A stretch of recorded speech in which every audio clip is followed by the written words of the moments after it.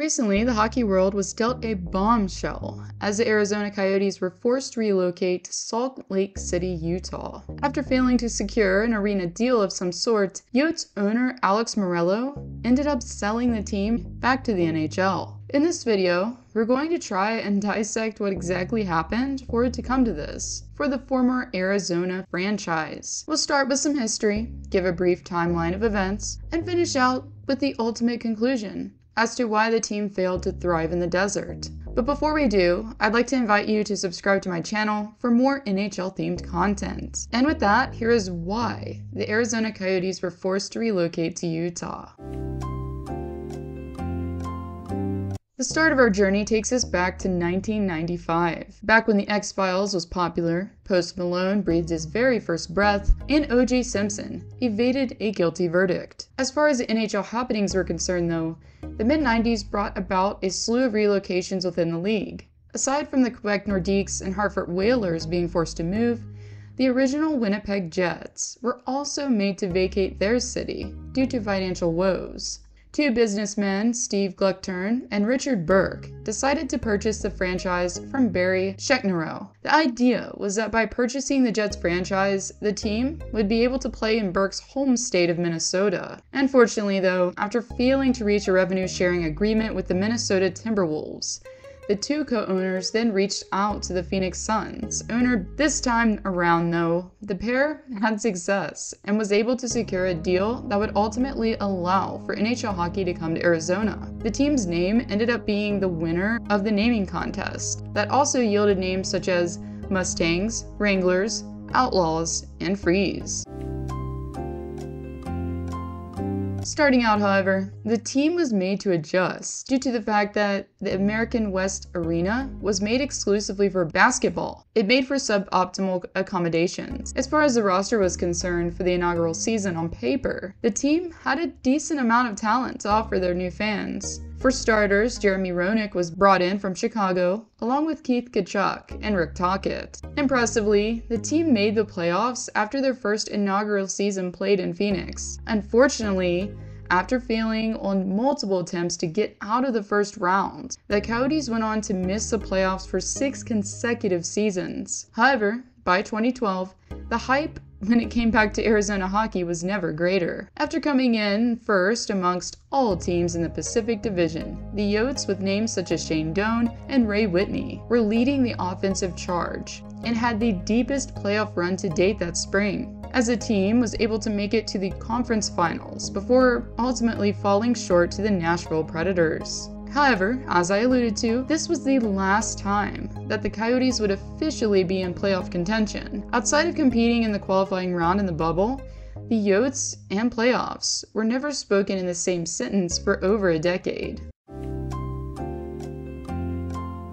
Aside from the on-ice performance keeping the team from thriving, the issue of not having an updated hockey-friendly arena continued to haunt the team. That would soon change though, because in 2003 the team moved from Phoenix to Glendale. Well, yes, the issue of not having a hockey-friendly arena was non-existent from here. The move created another problem, considering that Phoenix has a bigger population and was where the fan base originated in the desert. It was hard to fill the seats in the Yotes' new home. Similarly to the Ottawa Senators Arena, that's around a half an hour outside of Ottawa, Glendale is a bit of a drive and a distance from Arizona's capital city. After hemorrhaging money for years, then owner Steve Moyes confessed to the NHL in 2009 that the team would be filing for bankruptcy. This was with the intention of turning over the team to billionaire Jim Pasil, who was the CEO of the BlackBerry company Research in Motion. The idea was that Pasil would relocate the struggling franchise to Hamilton, Ontario. However, as most of us know, this only went as far to be written down on paper, but not executed. And it was at that time that the NHL took ownership of the team. It's important to note that this definitely took its toll on fans, as the attendance for the 2009-10 campaign was the lowest recorded in the history of the franchise, outside of the post-COVID season. In fact, interestingly, the Yotes had the worst attendance league-wide, and were even filling less seats than the Atlanta Thrashers, a team that was nearing its demise. However, in 2013, a new page was turned in the Coyotes story, as the team ended up being sold to a group of owners who were able to negotiate with the city of Glendale to grant the franchise a 15-year lease to stay in Glendale. Now, if you were a fan at the time, yes, there was probably apprehension, but a sigh of relief as well. Call it cautious optimism. Unfortunately though, the villain, well, one anyways, of this story was about to enter the picture. In 2019, Alex Morello Sr. became the majority owner of the Yotes. After not being able to sign their operating agreement with the Gila River Arena and the city of Glendale past the 2021-22 campaign, the Coyotes were forced thereafter to play in Mullet Arena, which is an arena located on the campus of Arizona State University. As you'd expect though, the capacity only reached 5,000. Due to this fact, NHL players weren't so keen on having to compete in such a tiny venue. Zach Hyman, for example, definitely had his reservations. It's not ideal. LeBron James doesn't play in front of 5,000 people. So why should Connor McDavid, you know? He said. This not only looked bad to NHL players, but to each and every spectator overseeing the situation. Despite the fact that, yes, the smaller arena was more inclusive and unique to the NHL, this was the end of a long road of humiliation, financial woes, and controversy that surrounded the team and its fan base. Decided to take a quick break to remind you all to stay hydrated. Summer is almost here, and that means that you'll be needing Liquid IV more than any other time of year. Liquid IV gives you faster hydration than water alone and 3 times the electrolytes than the leading sports drink. If you'd like to support me and also get a product in return, this is the best way to go. Plus, by using my promo code AlyssaHope in all caps, you'll receive 20% off your entire order and free shipping. Simply click the link below to get started or fire up the website and plug in my code with your order. And now, back to the video.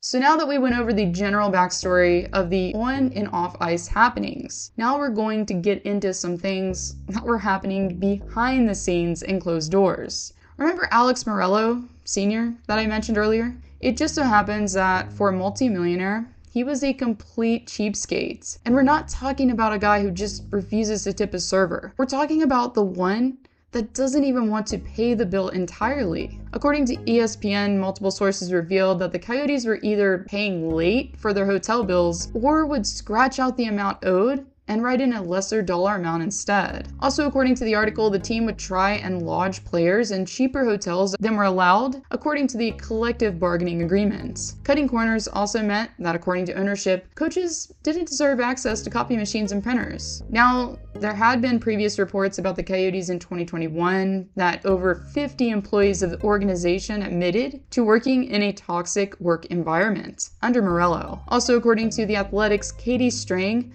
one employee told Strang that Morello berated a senior team employee in a meeting with around 20 other people for a variety of issues, per Strang. Outbursts from those at the very top of the organization were not uncommon. Now, while dealing with a toxic owner, there was also GM John Chayka that further dragged the team's reputation through the mud. Chayka, who was the youngest NHL GM in history at 26 years of age, was promoted from assistant GM to the position. Whether it be naivete, negligence, inexperience, you name it, Chayka did just about the worst thing a GM can do, aside from hiding a sex scandal or something like that. Anyways, after a strange parting between the Coyotes and Chayka, the Coyotes acknowledged that they had violated the league's combine testing policy during the 2019-20 season by conducting physical testing on draft-eligible players prior to the event. So you can imagine how this looked and how it further perpetuated the image that the Yotes already had of being a Mickey Mouse hockey team that was protected by Commissioner Gary Bettman. We, as any parent says, we love all our children. And yes, we could go into Mitchell Miller being drafted as well, but for the sake of time, if you want to learn about that skeleton in Arizona's closet, check out the video I made on various NHL controversies.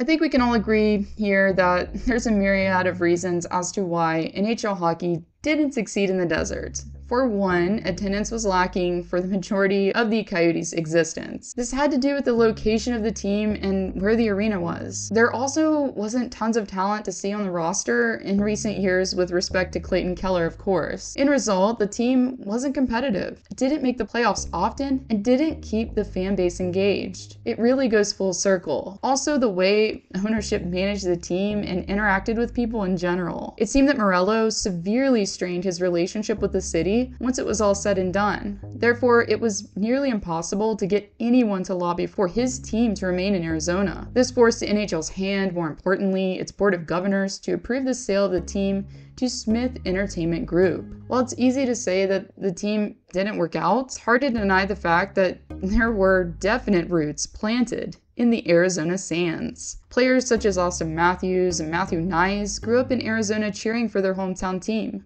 And it's through the Coyotes that other teams and leagues spawned from there. Therefore, even though it's tragic that the team didn't work out, it's important to remember that it did have an impact. If you'd like to support me and my work, you can do so by joining my Patreon. For just $1 a month, you can receive perks such as unseen analytics and video previews. Simply click my link below to join and receive a welcome message from yours truly. Thank you all for watching, and I'll see you all next time.